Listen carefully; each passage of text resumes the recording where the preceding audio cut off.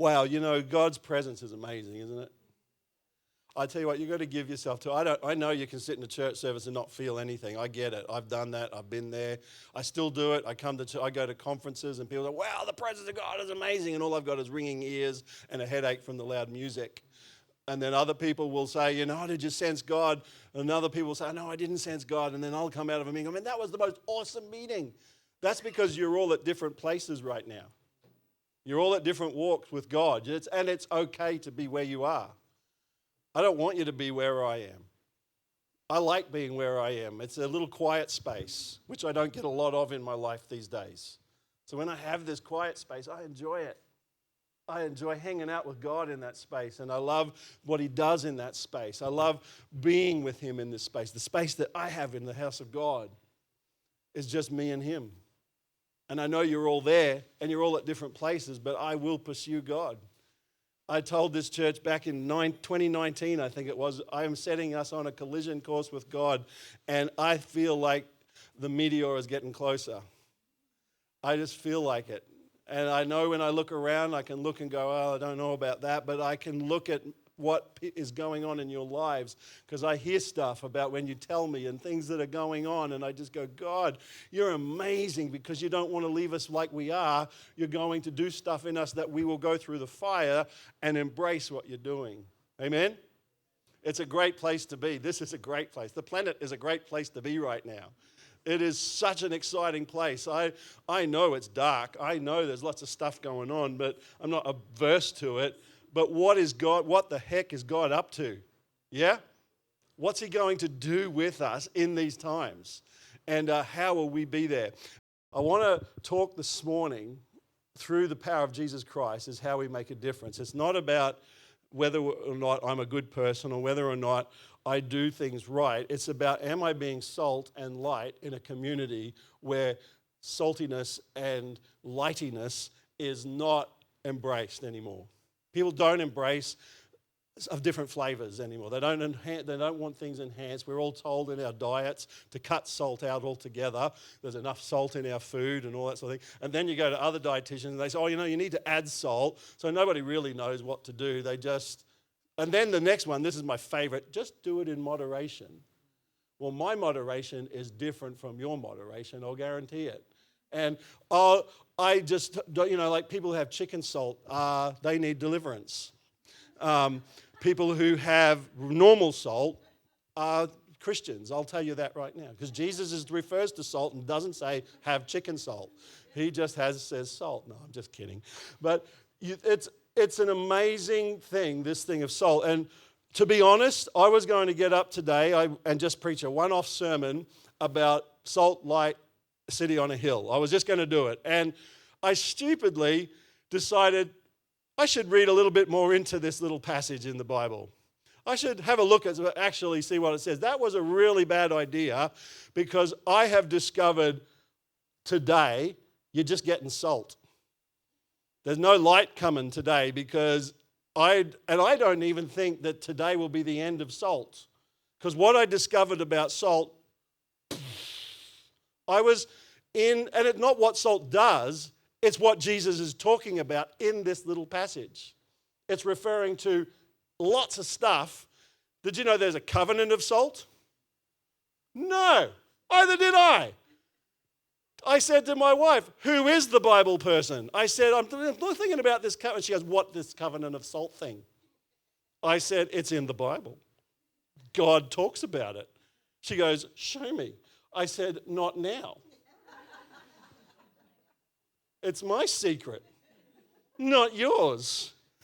And I said, it's amazing what God is doing and what God is showing me just through this thing. Because I was thinking, the world we got all this stuff happening in our world. We got the Bondi shootings. We've got Australia Day tomorrow. I'm sure everybody's on tenterhooks about, how it's all going to go, how we embrace it, how we don't. Invasion Day, all the things that we go within our nation, because that's what we try to do. We try to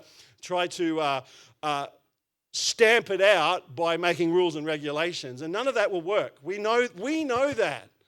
We know that rules and regulations don't work. There's nothing wrong with having them to guide us, but if that's what you do and you start to stamp out hate speech, you bring hate speech laws in and all this sort of stuff, it starts to fragment everything that you're trying to fight.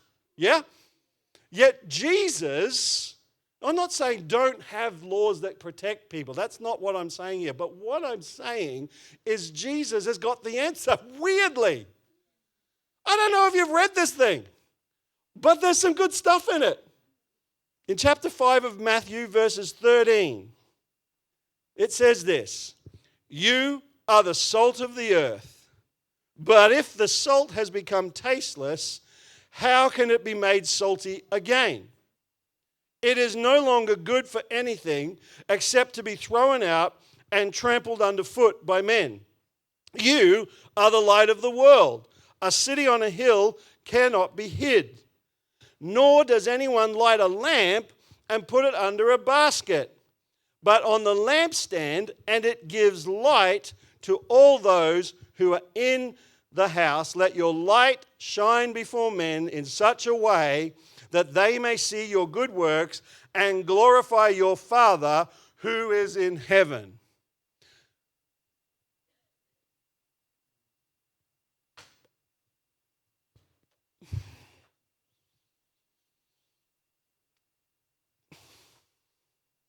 That's a cracker of a scripture.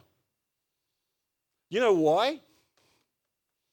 Because it's right in the middle of where the Beatitudes are preached. Blessed are you who are poor in spirit, for yours is the kingdom of heaven. Blessed are those who mourn, for they shall be comforted. Blessed are the gentle, for they shall inherit the earth. Blessed are those who hunger and thirst for righteousness, for they shall be satisfied. Blessed are the merciful, for they shall have received mercy. Blessed are the pure in heart, for they shall see God. Blessed are the peacemakers, for they shall be called sons of God. Blessed are those who have been persecuted for the sake of righteousness, for theirs is the kingdom of God. Blessed are you when people insult you and persecute you and falsely say all kinds of evil against you because of me.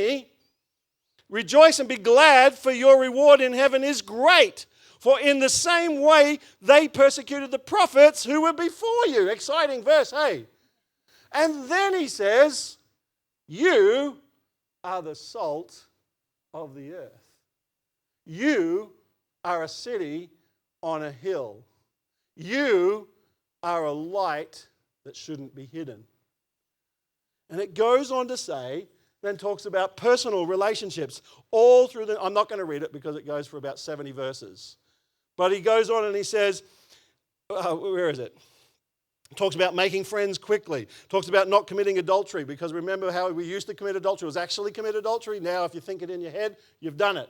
And he goes on and he says, whoever sends his wife away for a divorce certificate, not a good thing. And he goes on and he says, but this is right on the other side of you got the Beatitudes, then we got you are salt, light, and a city.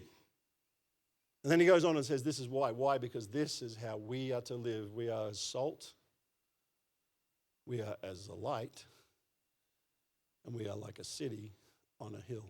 What is salt when it has lost its flavor? Well, it's not salt. It's dirt. It's lost its flavor. When the salt loses, and I've been studying and researching this, and I am not a scientist. This is up to Terry. You go and talk to Terry, Mr. Hart down the back there. For those of you who don't know, Terry was my high school teacher, so just to let you know how old he is. If you think I'm old, you should see how old he is. And so the science side of it, I'm going to stay away from as much as I can, but there's a few things that I think is important. That pure salt cannot lose its flavor. It can clump, it can do all sorts of things, but pure, unadulterated David's kosher salt. I don't know if David knew that he had salt, but he has it. He's even got the little star of David on there. It's great salt. Kosher salt is really good. It's not actually done with rituals, just in case, because we get really spiritual in the church. And kosher salt is a salt that is provided for people to be able to use so that it's just a clean salt. It's a pure salt. And that's why they call it kosher, because we all jump to the, it's been ritualized. No, it's just used. People can use it for that, but it's just a clean salt. It's actually really good salt. If you like it, it's the best salt ever. On the other hand, and this stuff doesn't go rotten, On the other hand, we have this salt. A couple of bucks. That's a little bit dearer. It's about $5, $6. This one here, which is you've probably all got in your cupboard somewhere. Of course not, because I don't have salt. I'm a Christian. And you should have salt, just letting you know. This salt here has a use-by date. It actually finishes on the 2027. Why? Because it has stuff in it that if this gets moisture in it, the saltiness actually disappears. The other interesting thing is when Jesus was talking, they got their sea from the Sea of Galilee. Now, the Sea of Galilee, when they dehydrated and got the salt, it was always mixed with other minerals. And so those minerals, when mixed with the salt, at a point in time would absorb the saltiness, and the saltiness would, that's my version of it. Terry could explain a lot more. But it absorbs the sodium chloride, and that means the saltiness is gone. Because I'd often wondered, can salt lose its flavor? And it always says pure salt can't, and I can hear the spiritual people going, pure salt. Ooh, that means I've got to be pure. I'm pure. I'm pure. Let me let you in on a secret. If you've got Christ, you've been made pure. Our job is to live it like that. Just a secret, so don't yell it too loud because you don't want everybody knowing this, especially other Christians. Because he goes on and he's talking about salt. So there's things that salt does. What's one thing that salt does? Preserves. A great thing. So when Jesus was talking, one of the main things that would have been in their heads is the preservation of life that salt brings. Salt preserved their food, so it brought them life so they could live longer in a desert, they could live longer in a wilderness. Their salt purified their food, preserved their food. I just said it, purifies. Salt will purify things. It will clean things. People use it on wounds. They use it on some of the stuff that I was watching on YouTube was quite incredible what salt does. They even put it in water to soften it. So if your water's hard, they drop a little bit of it in there and it softens it. It also, one of the things that we love to use it for, especially in our society, because we don't use it for preservation anymore, although I did read all the tuna tins that I have in my cupboard, and they have 1,000 milligrams of sodium in there. So just to let you know, stay away from tinned fish and all that sort of stuff because it's got high sodium levels, and that's really bad for people with heart conditions and things like that. And really bad if you eat a lot of tuna in tins. Just a plug for health and wholeness and all that sort of stuff. But it also flavors. I don't care what anyone says. I will not order hot chips without salt. And I'll let you have chicken salt if you choose. But if I ring and order, you will not get chicken salt. You will not get it. That's a promise. My kids hate me for it. They beat me. If I say, let's have fish and chips with tea, they ring and order. Darn it. But they're getting better. They ordered out a little side order of chips because I don't like chicken salt. Have you seen how they make it? They get baby chickens and feed them through a shredder.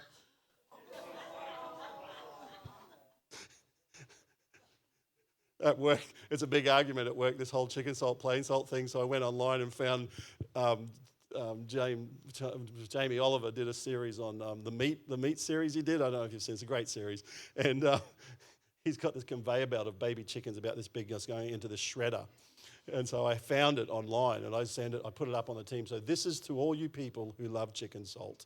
I am appalled. And there's little chickens going and all the girls in the office going, oh no, that's horrible. I said, Lucy, you shouldn't be eating chicken salt. So when you shake that next time, you see a feather come out. That's from that little chicken. It's not true. Any of it's not true. I just like playing around. Jesus is saying here. So Jesus is saying this is what we are to be, is salt. We are to be salt. We preserve, we purify, we bring flavor. Pure salt doesn't lose flavor, as I said. It doesn't spoil, and it's highly stable. It can clump. Remember trying to... Yeah. And you get mum used to always have a bottle of toothpicks at the table so you could poke the holes again and go again for a couple of seconds and then you'd poke it again. Sorry, what was that? Oh, rice in the bottom. That was a classic. That's why we put our phones in there, so it absorbs. But so it can clump, it can absorb moisture, but it won't lose its flavor or taste. Impure salt will, because the additives degrade and it will lose its saltiness. And so just in that alone, what Jesus is saying to us there is that we are to remain pure in the way that we do what we do in the world. Our motivation has to be from what he is asking us to do. We are salt in the world. We are salt. It also is I've always heard this message about is that we're there to irritate. Salt does irritate, and it does get in and fester. It does especially have you ever had that salt on a wound? Ever had that? That just feels good afterwards, but during it, it's like peroxide. Remember peroxide, the bubble? The mum used to always sell it to us. Look at it bubble, but it's like stinging. But the bubbles was what we got. She blew on it. I have no idea why, but anyway, she did. Must have made it better. But in ancient times, salt was what sustained people in preserving their food. So everything kept people alive through salt in those days because they didn't have refrigeration. They didn't have freezers. They didn't have areas to do it. It was hard to obtain because it was needing to be mined or evaporated with. So they would get seawater and evaporate it. So it was always really hard. Rulers often controlled it because it was essential. It was an essential item that people needed. So rulers often governed over it, and it was really expensive. It's where we get the term salary from. You get paid a salary? The Romans, this is stuff I didn't know. So you're learning for the first time from me. Some of you are sitting there going, oh, how boring he's been talking. I've known this for years. Thank you, I appreciate that. But this was amazing. The word salary is there because Roman soldiers were paid what they called a salt allowance because they needed it for when they were out in the boondocks doing their thing. And so they would have a salt allowance, and that's why they called it a salary. Interesting, eh? Today, we rarely require it. It's cheap, easy to buy. You can buy thousands of different versions. You can buy pink salt, yellow salt, green salt, red salt. You can buy all sorts of salt. You can buy salt. Somebody who's climbed the Himalayan mountains and found salt. You can find somebody in Western Australia who's got pink rock salt from the beach. They've gone and they've done it. Apparently, all that salt is really good for you. But who knows? Just take it in moderation, as we're told. But we have refrigeration and all those sort of things. We're encouraged to reduce it as much as possible. And so today, salt is kind of gone from our lives, in essence. And yet it's the one thing that Jesus asked us to be. One of the things that he asked us to be. But this is a really important one. And Jesus, however, says we are the salt of the earth and has said it's no good if it loses its flavor. Salt and as I said about the Dead Sea, they often had all the minerals mixed in, and that's why. And when it loses its flavor, it goes like a powder. Like a really gritty little powder, and it's like really in your mouth. As they would get to a point, and then they would have to throw it out. And what does he say? It'll be trampled underfoot. That's a quite sobering thought, is that if I lose my flavor, if I lose the purity of following Christ and walking with him in my life, that I too could be trampled underfoot. And that's actually what happened to Jerusalem. It was trampled underfoot by the Romans and destroyed, and the temple and all that sort of stuff because of this very. And do you know how I said this is big? I think I'm preaching on salt again next week because the covenant of salt, it all ties in with Isaiah, it ties in with the prophets. It actually ties right back to the Levitical stuff called the covenant of salt, where the salt had to be given to God. It's just stuff. So I'm not going. Janine said, "Are you going to refer to that today?" And I said, "I can't because my little head will explode with it. There's just so many covenant stuff, so much covenant stuff with salt, and because it. I'll stop. That's my next one. So there's so many things. Simply put, when followers of Christ maintain their identity and become indistinguishable in character, actions, and their morals, they basically put it like this. So basically I put it like this. Salt is meant to preserve and flavor. When we stop fulfilling the purpose, we become ineffective. Remember, pure salt cannot lose its flavor. When we lose our flavor, we become ineffective in what we do. This week, one of our payroll ladies has had a was sick most of the week, which everybody breathes is like, oh no, what's going to happen with pays because she's sick, and so how does it get updated and all that sort of thing. Turns out she has tonsillitis, and she came back to work Wednesday. Friday she was in the office, and I got there. I usually get there fairly early to work, just do one of my things, and I'm usually the only one in there for a while, and then people start coming. Friday she was there before me, and I get in the office and I said, how are you today? And she told me, and I just had this thought, pray for her. And now I'm preparing my sermon on being salt and light in the world of darkness, and I ignored it. I just went, she's actually backslidden. She's actually got Christian mum who goes to the Baptist church, and she said, I really don't want anything to do with it and all that sort of thing. So I just sort of argued my stuff and just was like, whatever, I'll just leave it alone and it's okay. I'll pray for her in my office. Anyway, the day was going, and the thought kept coming to me all day. I want you to pray for her. Lay hands on her, pray for her. It's like, God, I'll tell you what, if she's left, if at the end of the day, everybody's left, and her and I are here by ourselves as we're locking up, I will pray for her. She was there by herself. I was there by myself, locking up. And I turned to her and I said, hey, I just want to ask, would you mind if I pray for you? And she looked at me and she went, that would be wonderful. So I prayed for her. And I asked God to heal her. And I got in the car, and I didn't feel elated. I didn't feel like, whoo, I did it. I actually felt really flat. And I said, God, why do I feel this way? Why am I feeling this way when I stepped out in faith and boldness and courage and all that sort of stuff? And he said, because you're making this all about you, buddy. I said, what do you mean I'm making it about me? He said, well, think about your day, your process.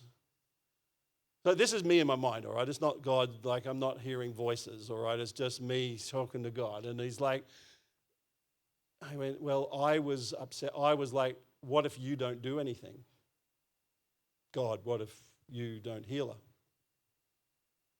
I'm going to look bad. What if I say the wrong thing? What if? And so I went through my day and I realized that I had talked myself out of it just by mere not wanting to do it because I was afraid.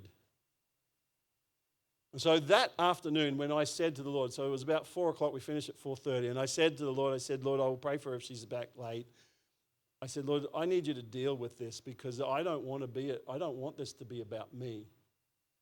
I want you to be able to I want to be in a position where I've opened the door as wide as I can for you to do what you do. Help me be the salt in this person's life today. Now, I want to show you something about salty things. This is a little knife I have. Bought it online. It's made of really good steel. I had Dad engraved in it because my kids take my knives. So they can't take this one. Well, the dads do, but they can't take it because I told everybody about it. So I have some cucumber here. And I don't know, does anyone like cucumber? Just like cucumber like this? You like it? I love cucumber. It's one of my favorites, especially with a little bit of salt. I don't have it with a little bit of salt anymore because I was told not to. But you see, often in Christendom, we go out and we want to be salt, so we be salt. It's really good being salt. So who would like some cucumber? Who would like it? Come on, there's nothing wrong with it. Nothing wrong with it. Look.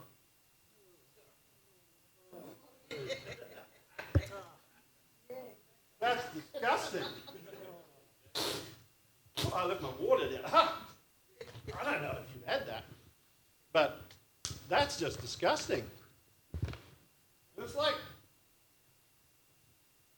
oftentimes in the church, we're trying to get the world to see Jesus, but this is what we're doing. We're doing this all the time. We're going, come on, you got to love Jesus. You know, you're a dirty, rotten sinner. You're going to hell. You're going to burn. And so they're going, yeah, sure, I'll find the Jesus you're talking about. And yet we have this message that the Father loves you and is willing to give his life for you. He created you. And yet he wants to tolerate my filthiness and he will tolerate it. Because this message of being salt and light in a world is absolutely one of those things where we've got to come in. And I don't know about you, but sorry, who's ever got to clean this up? Probably me. But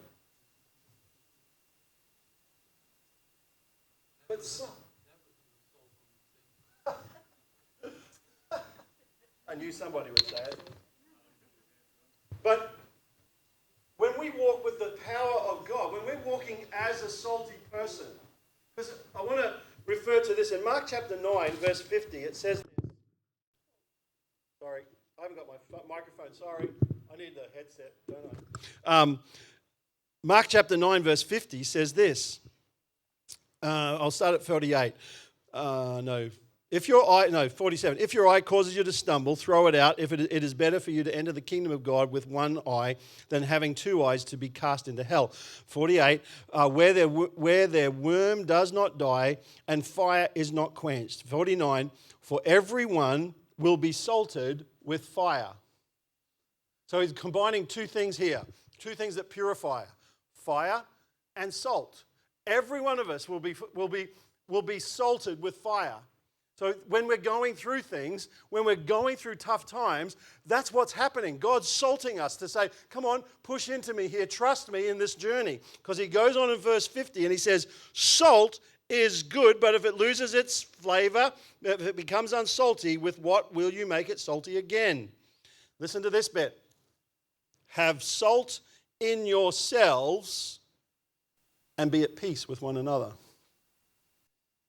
Have salt in yourself. In other words, allow the purification of God. Allow him to do what he's doing in you today, whatever that might be, because he's going to address things in our lives the closer we come, and allow the salting of the fire of God to come upon us. This is a good thing. It's a really good thing. Because people say to me often, no, keep coming, keep failing, keep doing what you're doing and come to Jesus and say, Father, let the salt of heaven, let me be the salt of the earth that you've called me to be, so that when I go into the world, I can bring purification. When I'm in with my peers at work, when I'm with you, we purify one another. We keep our saltiness strong. We keep it up and going so that, man, the saltiness should be getting into us. We not only do that, but we preserve. Because we're on this earth, we bring preservation. See, there's a lot more in this than just a little scripture on the side of a hill. We preserve the people around us because we begin to get in amongst it and let the saltiness of us, of what Christ has done in us and the way that we are purified, that I am holy, that I am righteous, that I am accepted, that I am loved, that his mercy flows through me. That's why we don't need hate laws when the church rises up and walks as salt of the earth. But when we don't, we've lost our flavor. And we need rules and regulations to guide everything we do.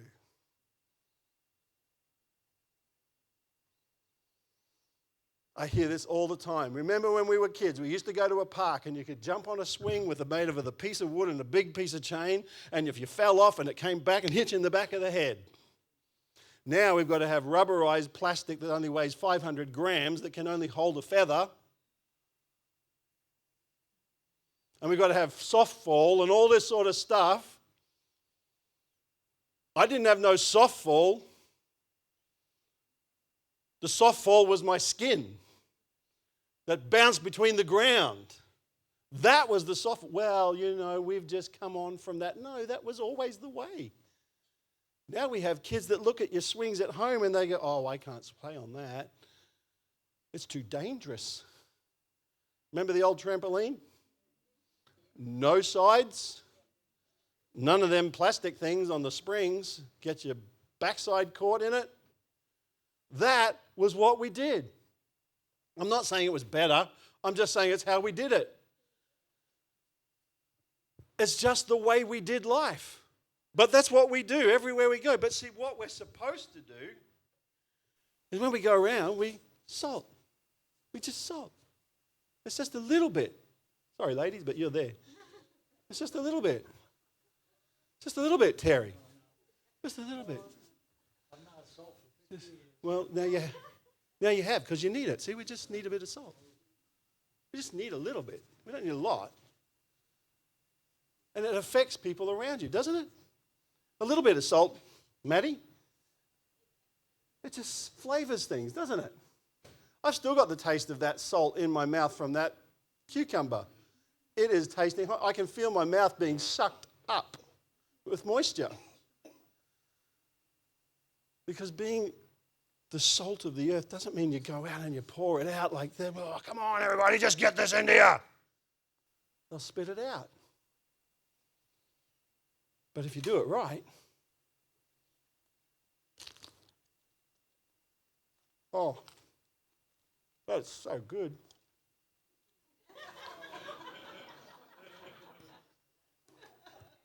That is so good. Oh, the flavors, the way the water just compensates for the saltiness. It's just incredible. And it really brings out the flesh on the side there. Oh, that bit of salt. Oh, can I have all of that?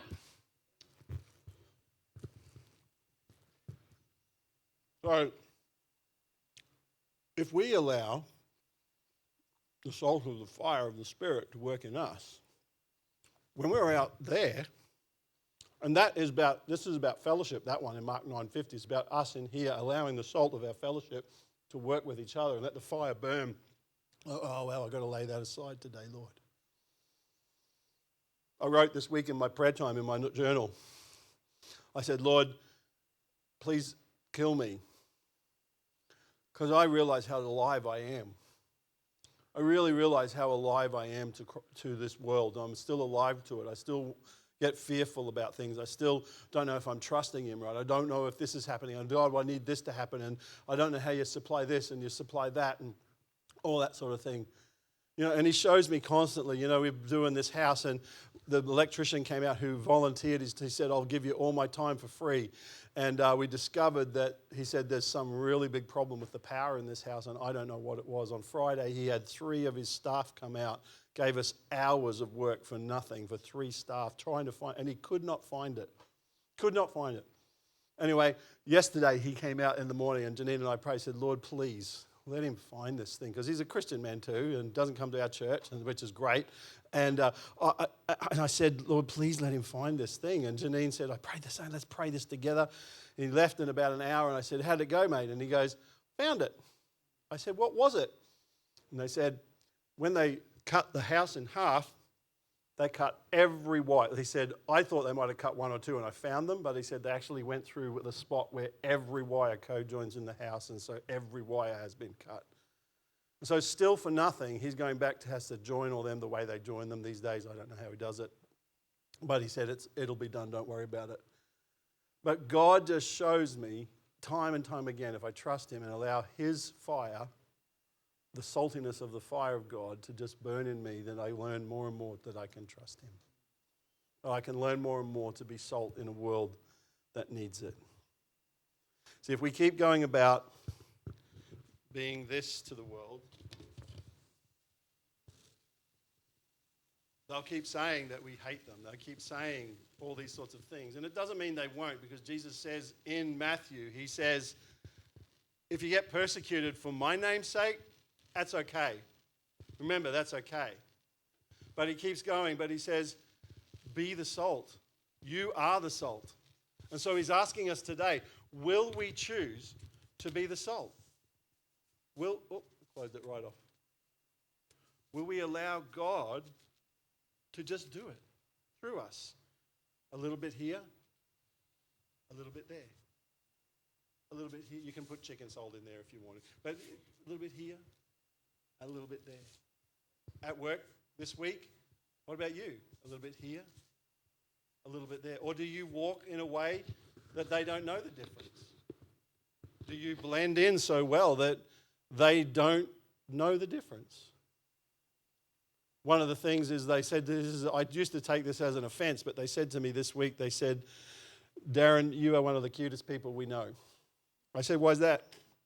They said, because you have no idea when something rude's being said. You just join in like you think it's normal conversation, and all of a sudden somebody says something and it dawns on you that this is rude.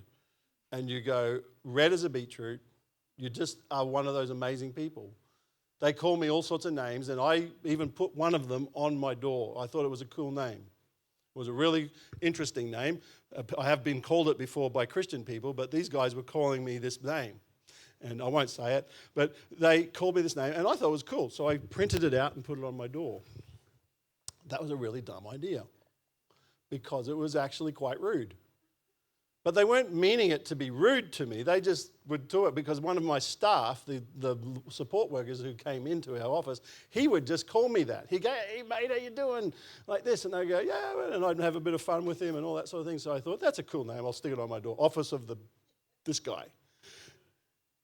Yeah, well, it didn't mean any of that. And my CEO came into me and he goes, Darren, this is what that means. And I went, well, that should come down. Immediately. Because I don't get the references. I don't understand it. And that's where I want to be. I don't want to know. I said, you people, I will preach about this at my church. They will all hear. When you get saved and you come to this place, they'll all be looking at you like, oh, you filthy, rotten sinners. You nearly led our pastor astray. But see, I began to see if I'm the salt for that office, I've got to be able to walk in it. And God, today, how do I sprinkle that? I don't want to be one of these. And you didn't ask me to be. You didn't ask me to be that. Because salt never was used for that. Salt was always used to purify. Salt was always used to preserve. And salt was always used to flavor. So if you need purification today, allow the salt of the fire of God to do it. You might have a chat with someone else after church today that may just enhance that fire. What are you going to do? You may be married to somebody that constantly stokes the fire of salt with you. You may have a colleague at work that keeps pressing that flame button that gets it up. And what's he asking us to do? To be the salt, because there's a covenant that he has with us through this, which I'm not talking about today. Which is really interesting. Eternal, long-lasting. But will I be the salt of the earth that God has called me and said that I am? I don't have to try. My scalp feels really dry for some reason. Will I walk in his path?